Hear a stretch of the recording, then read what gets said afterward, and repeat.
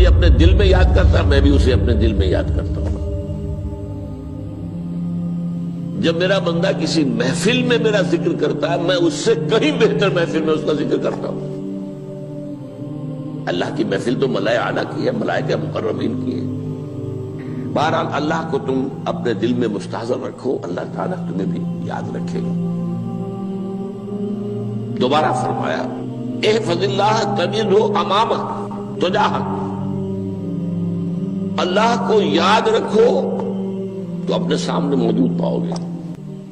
جب چاہو دعا کرو تو احفظ اللہ تجدہ امامک یا تجاہک، اپنے سامنے موجود پاؤ گے۔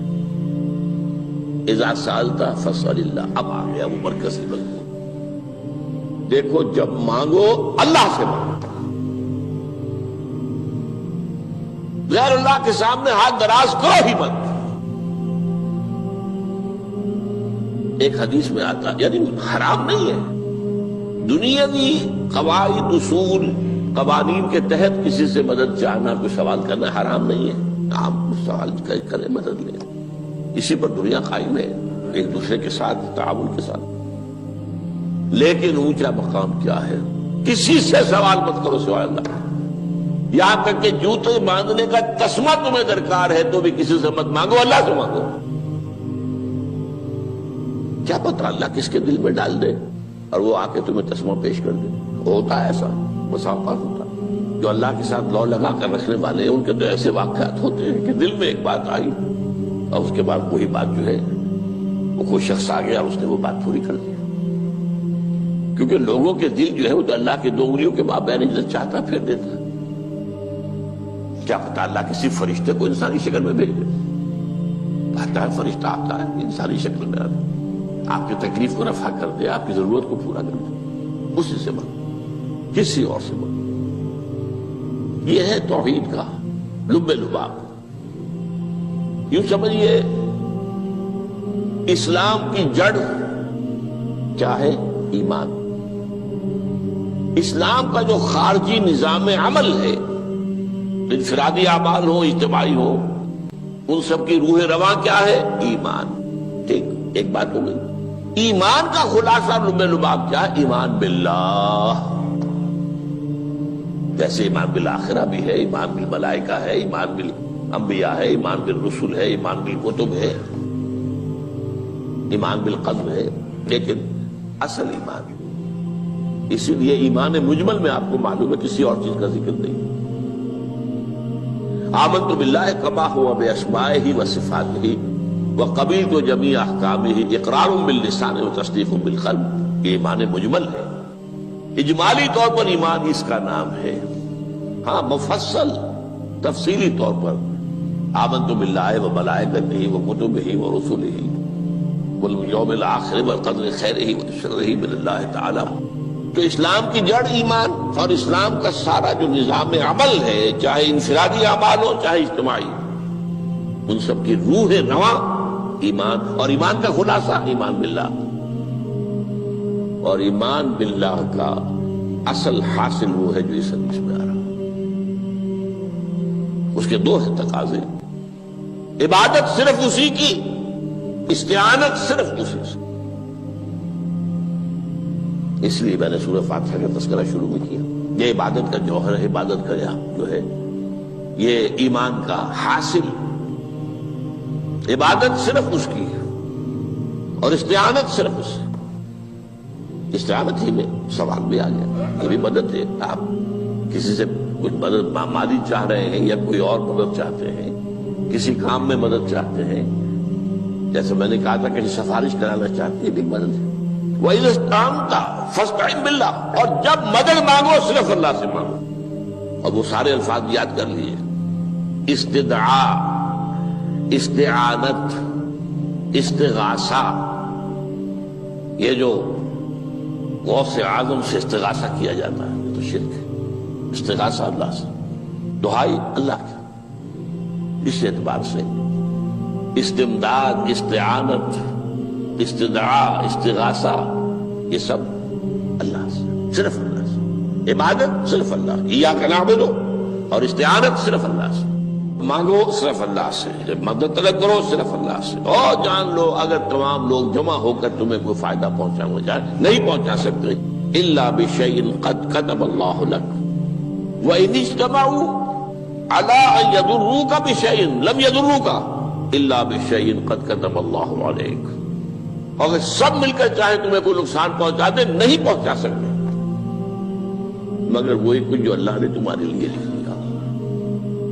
اب بتائیے خوف کی جڑ کٹ جائے گی کہ نہیں؟ یہ جو ایمان جو ہے یہ خوف اور حزن دونوں سے نجات دلانے والی بات ہے۔ جو حقیقی مومن ہے وہ اللہ کا ولی ہے، حقیقی مومن وہ اللہ کا ولی ہے، اور الا ان اولیاء اللہ لا خوف علیہم ولا هم يحزنون۔ یہ اولیاء اللہ کو علیحدہ مخلوق نہیں ہے، کوئی ان کے سر پہ سینگ نہیں ہوتے، انسان ہی ہوتے ہیں، لیکن حقیقی معنی میں مومن ان اعتبارات سے جو آج ہم پڑھ رہے ہیں ایمان اس درجے کا پہنچ گیا تو اللہ کا ولی ہے۔ اور لوگوں کے لیے خوف کس بات کا ہوگا؟ کس سے خوف کروں؟ اس کے ہاتھ میں کچھ ہے ہی نہیں، اور اگر کچھ اللہ نے میرے لیے لکھ دیا وہ آ کر رہے گا، چاہے میں لاکھ گڑ گڑاؤں تو اس کے سامنے کہ مجھے چھوڑ دے، اگر اللہ نے لکھا وہ آیا وہ تو آئے، تو کاہے کو اس کے سامنے گڑ گڑانا، کاہے کو جبرسائی کرنا اس کے سامنے،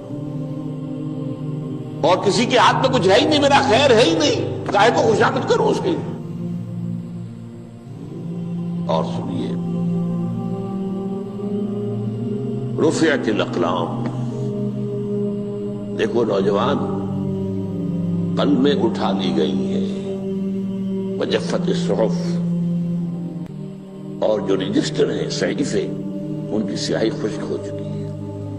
یہ ہے وہ اللہ کا علم، اس میں ہر شے لکھ دی گئی ہے، اس کی قلم اٹھا لیے گئے۔ جیسے آپ کو معلوم ہے امتحان ہوتا تھا، 3 گھنٹے ختم ہو گئے، اسٹاپ رائٹنگ، بس اب قلم رک جانا چاہیے۔ وہ قلم تو تقدیر کا کاتب جو ہے وہ قلم اس کا اب اٹھا لیا گیا، اور جو صحیفے جن پر کے لکھا گیا وہ خشک بھی ہو گئے۔ یہ تو روایت ہے جو امام ترمذی نے جس کو روایت کیا، یہ متن ان کا ہے جو ہم نے پڑھا ابھی، اور ان کا قول یہ ہے کہ یہ حدیث حسن صحیح ہے، لیکن یہی روایت اور انہی راوی سے عبداللہ ابن عباس سے رضی اللہ تعالیٰ عنہما اور بھی محدثین نے کی ہے، تو اس میں سے ایک اور متن جو ہے وہ یہاں پر امام نووی نے دے دیا ہے۔ احفظ اللہ تجدہ امامک، یہ تو پہلا وہ ٹکڑا تھا، وقت تو جاہک تھا، یہاں امامک ہے، امام مطلب ایک ہی ہے، اپنے سامنے پاؤ گے۔ اللہ کی حفاظت کرو، اللہ کو دل میں، اللہ کی یاد کو محفوظ رکھو، گویا کہ اللہ کو مستحضر رکھو۔ ذکر اللہ کے معنی کیا ہے؟ استحضار اللہ فی القلب، یہ ذکر اللہ ہے۔ جنہیں ہم ذکر سمجھ بیٹھے ہیں وہ ذکر کے ذریعے ہے۔ اقیم الصلاۃ لذکری، نماز قائم کرو میری یاد کے لیے، نماز ذریعہ ہے یاد کا۔ یہ علیحدہ بات ہے کہ آپ نے 17 رکعتیں بھی پڑھ لی ہو عشاء کی اور یاد آپ کو آئی ہی نہیں کوئی، آپ تو ایک میکینیکل انداز میں جو ہے وہ اٹھک بیٹھک کر رہے ہیں اور آپ کی زبان سے کچھ بھی نکل رہا ہے، تو اس کا آپ کے شعور سے، دل کی گہرائی سے کوئی رابطہ ہے ہی نہیں، وہ ذکر تو نہیں ہوا۔ ہاں نماز فرض تھی وہ ادا ہو گئی، آپ کی ایک فرض ادا ہو گئی۔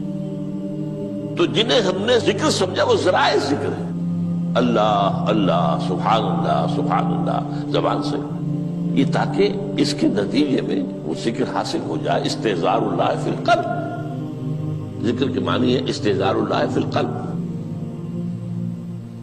تعرف الی اللہ فی الرخاء، اور دیکھو کشادگی کے وقت میں تم اللہ کو یاد رکھو، اللہ کی طرف رجوع کیے رہو، بھول نہ جاؤ۔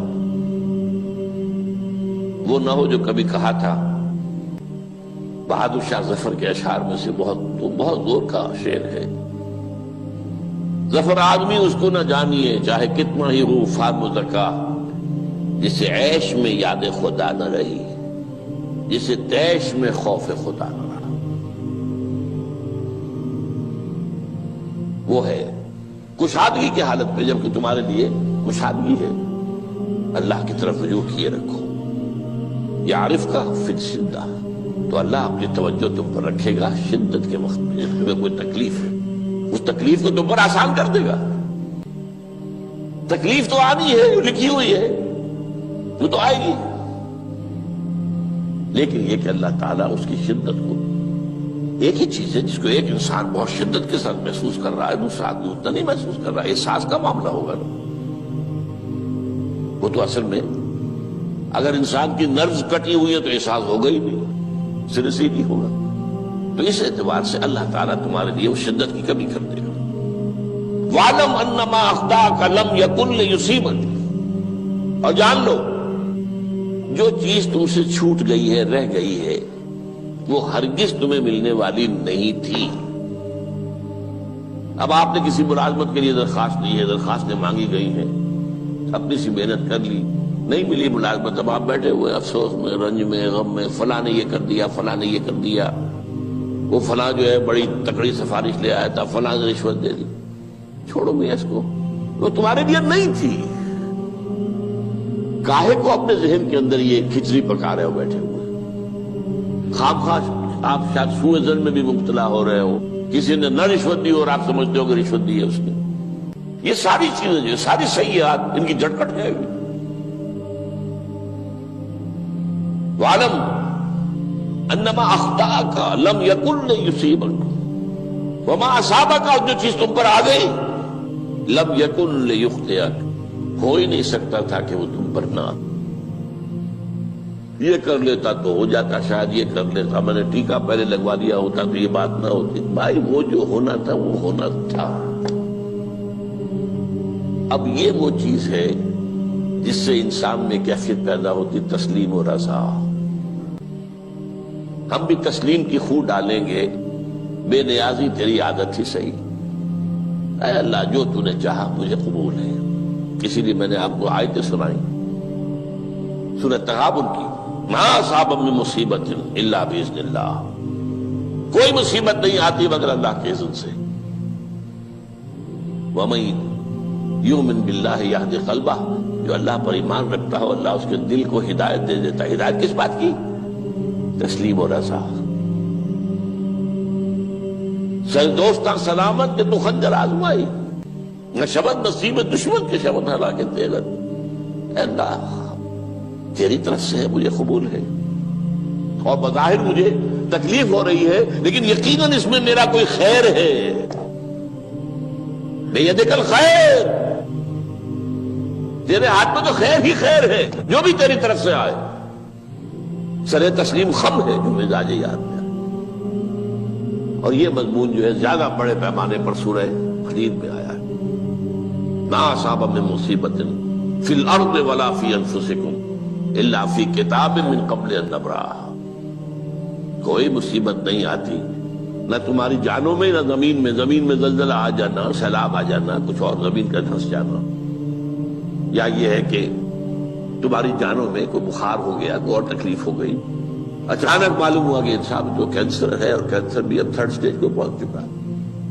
لیکن جو بھی آیا ہے وہ اللہ کے علم کی کتاب میں پہلے سے لکھا ہوا ہے، فی کتاب من قبل ان نبرأها، یہ کتاب میں درج ہے اس سے پہلے کہ ہم اسے ظاہر کریں۔ اس کا نتیجہ کیا نکلنا چاہیے؟ لیکن لا تاسوا علی ما فاتکم ولا تفرحوا بما آتاکم، افسوس نہ کیا کرو جو تم سے جاتا رہے، چھوٹ جائے، کوئی عزیز فوت ہو گیا، کوئی موقع ہاتھ سے نکل گیا، ارے بھائی میں چوک گیا، بڑا موقع تھا، اب اس پر افسوس کر رہے ہیں۔ نہیں، جو چیز دیکھیں لا تاسوا علی ما فاتک ولا تفرحوا بما آتاک، جو اللہ تمہیں دے دے اس پر اتراؤ مت۔ وما اصابک لم یکن لیخطئک واعلم ان النصر مع الصبر، اور جان لو اللہ کی مدد صبر کے ساتھ آتی ہے، جو آئے اس کی طرف سے جھیلو، زبان پر کلمہ شکوہ اور شکایت نہ آئے، اللہ سے شکایت نہ آئے، تسلیم و رضا، جو تیری رضا ہے۔ تیری صحت ہمیں منظور ہے لیکن اس کو، مولانا محمد علی جوہر ایک مرتبہ جیل میں گئے، ایک بیٹی بیمار ہوئی، فوت ہو گئی، اس کے بعد دوسری مرتبہ پھر جیل میں گئے، دوسری بیٹی کو وہی بیماری ہوئی، جیل میں اطلاع ملی کہ بیٹی کو یہ بیماری ہو گئی ہے، تو خط لکھا ہے اشعار کی شکل میں.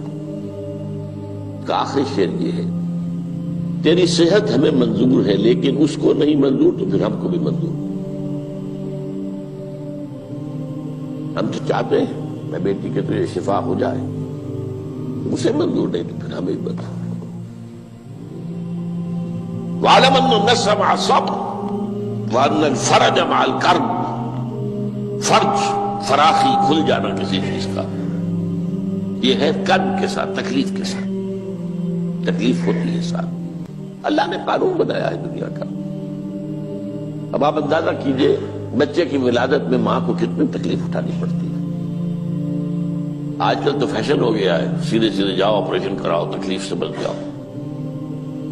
لیکن یہ ہے کہ یہ بھی آپ کے علم میں ہوگا، وہ ساری تکلیف جیسے ہی بچے کو لا کر ماں کے برابر لٹایا ہے، ساری تکلیف ختم. پھر جو راحت اس سے میسر آتی ہے. ان الفرج مع الکرب وان مع العسر یسرا. اسی لیے میں نے وہ آیتیں بھی پڑھی تھی، ان مع العسر یسرا، ان مع العسر یسرا. اس دنیا میں یہ اللہ نے نظام بنایا ہے، سختیاں جھیلنی ہی ہوں گی. لقد خلقنا الانسان فی کبد. ہم نے انسان کو پیدا کیا مشقت کے اندر، مشقت تو کرنی پڑے گی. کسی کی جسمانی مشقت زیادہ، کسی کی ذہنی مشقت زیادہ، مشقت سے چارہ کسی کو نہیں. تو یہ ہے ان مع العسر یسرا، ان مع العسر یسرا. بارک اللہ لی ولکم فی القرآن العظیم ونفعنی وإیاکم بالآیات والذکر الحکیم. جدوں کافر اسی پچ ہو گیا، پھر تسبیح مصلی کی کرنا.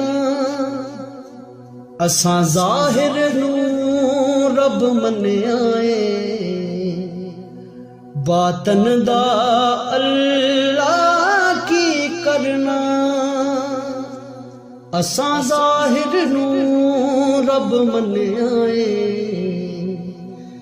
باطن دا اللہ